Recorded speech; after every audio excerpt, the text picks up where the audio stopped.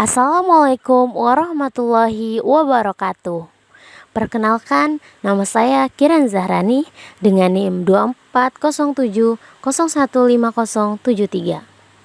Video ini disusun untuk memenuhi tugas mata kuliah fikih kontemporer dengan dosen pembimbing Bu Gusniarti pada program studi pendidikan agama Islam Fakultas Agama Islam Universitas Muhammadiyah Profesor Dr. Hamka. Dalam video ini, saya akan membahas analisis pasar uang dalam perspektif fikih kontemporer disertai studi kasus penerapan pasar uang syariah di Indonesia. Pasar uang merupakan bagian penting dalam sistem keuangan modern yang berfungsi untuk mengatur likuiditas jangka pendek. Di Indonesia, pasar uang digunakan oleh bank dan lembaga keuangan untuk memenuhi kebutuhan dana jangka pendek, menjaga stabilitas, serta mendukung kebijakan moneter. Namun, dalam praktik konvensional, pasar uang seringkali menggunakan instrumen berbasis bunga yang menimbulkan persoalan serius dalam perspektif hukum Islam. Dalam fikih kontemporer, muncullah pertanyaan penting mengenai apakah pasar uang boleh dalam Islam?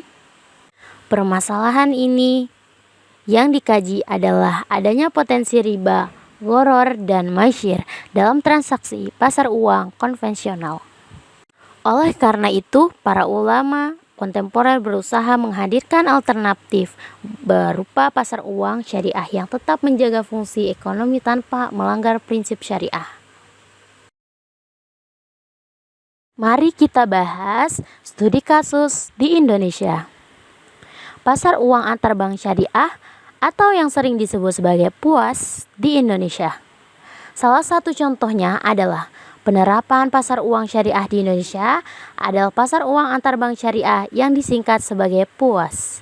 PUAS diatur oleh Bank Indonesia dan Dewan Syariah Nasional Majelis Ulama Indonesia sebagai alternatif dari pasar uang antar bank konvensional. Dalam praktiknya, PUAS bank syariah yang mengalami kelebihan likuiditas dapat menyalurkan dana kepada bank syariah lain yang kekurangan likuiditas. Transaksi ini tentunya tidak menggunakan bunga atau melainkan menggunakan akad-akad syariah seperti yang pertama mudharabah, yang kedua adalah wakalah, yang ketiga adalah qard. Keuntungan diperoleh dari bagi hasil atau ujrah, bukan dari bunga yang tetap. Mari kita identifikasi masalah fikih pada kasus ini. Dari perspektif fikih, masalah yang dikaji di dalam kasus ini adalah muncul pertanyaan, apakah transaksi antar bank tersebut mengandung unsur riba dan apakah akad yang digunakan sudah jelas dan transparan? Dalam PUAS, akad ditetapkan secara tegas sejak awal, sehingga menghindari gharar serta tidak ada spekulasi berlebihan yang mengarah pada maisir atau ketidakjelasan. Dalam landasan syariah pasar uang, merujuk pada Al-Quran dan hadis. Allah berfirman dalam Al-Quran surah Al-Baqarah ayat 275 yang berbunyi, Allah menghalalkan jual beli dan mengharamkan riba. Selain itu, kaidah fikih menyatakan bahwa hukum asal muamalah adalah boleh selama tidak ada dalil yang melarang. Dengan demikian, pasar uang diperbolehkan selama tidak melanggar prinsip syariah. Nah, kita lihat dari pandangan ulama kontemporer seperti Yusuf Al-Qaradawi dan Wahbah Az-Zuhaili menyatakan bahwa sistem keuangan modern dapat diterima dalam Islam jika akadnya sah dan tujuannya maslahat.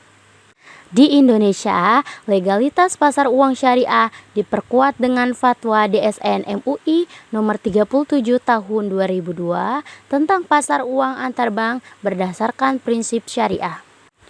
Mari kita analisis. Dari sudut pandang maqasid syariah, pasar uang syariah bertujuan untuk yang pertama menjaga harta, hifz al-mal, menjaga stabilitas ekonomi umat, dan menjaga kezaliman dan eksploitasi. Dengan demikian, pasar uang syariah menjadi solusi kontemporer yang sejalan dengan tujuan syariat Islam. Kesimpulannya adalah, pasar uang dalam fikih kontemporer tidak ditolak secara mutlak, tetapi direkonstruksi agar sesuai dengan prinsip syariah. Semoga video ini dapat menambah pemahaman kita tentang penerapan fikih Islam dalam sistem keuangan modern. Terima kasih atas perhatiannya. Wassalamualaikum warahmatullahi wabarakatuh.